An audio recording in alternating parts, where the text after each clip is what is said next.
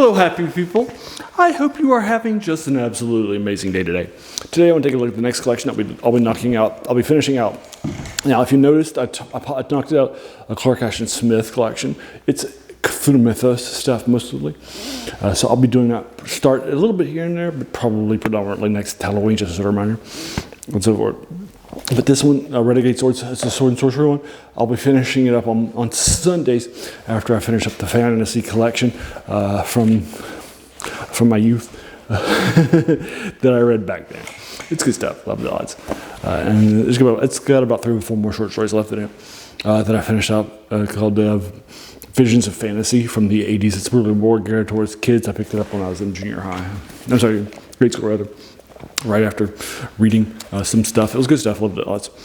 So now I'm going to be doing Renegade Swords. It's published by DMR. I'll link it to you in the comments below. It's 8 Sword and Sorcery short stories. And the first few of these are probably going to be free online.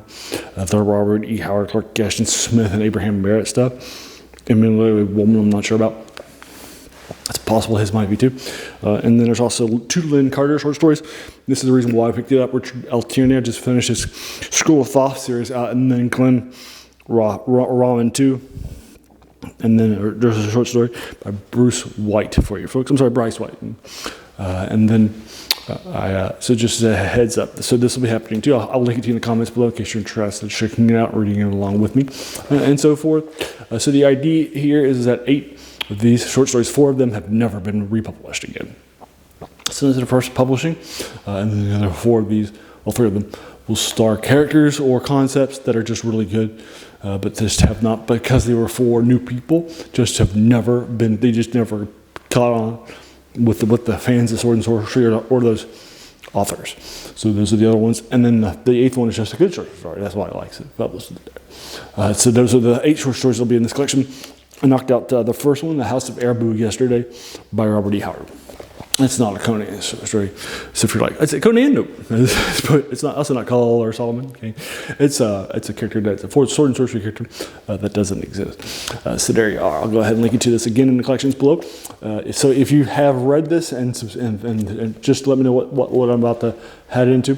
Non-spoiler reviews, obviously, comments, and then also I will start checking this stuff out and doing my reviews again on Sunday after the Masters of Fantasy for the collections stuff that I have read when I picked up and I've gone back and reread for you folks. There's about 3 or 4 more short stories in after I finish up the Scroll of Thought stuff, which I'm publishing on that day because it's in Thursday Tues.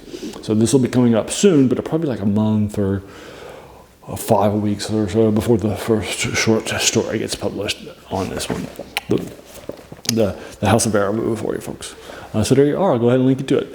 If you like this video, why not hit the like button, the subscribe button, the bell icon if you're feeling frisky, and then let your friends know too, whether it's Sword and Sorcery friends or fantasy friends or just older stuff friends, that's fine too. And then, this channel's name is The Worst Thing About New Books, right? It's a quote by a French philosopher, Jacques Schubert, who said that the worst thing about them was they kept us from reading the old ones, right? This is definitely older classics. 8 short stories or had been forgotten to time that are decades ago. And sometimes in the comparison, they'll probably be freaking online and stuff. So that's good stuff. So there you are. I'll go ahead and leave it to you. So I just want to finalize by thanking you so much, for taking some time out of your day and investing in watching my video, right? Because we all have so many things that are happening in our lives and we're pulled in so many different directions, right? So the fact that you spent this time with me is incredibly humbling, and I appreciate it. So thanks again, and have an amazing day.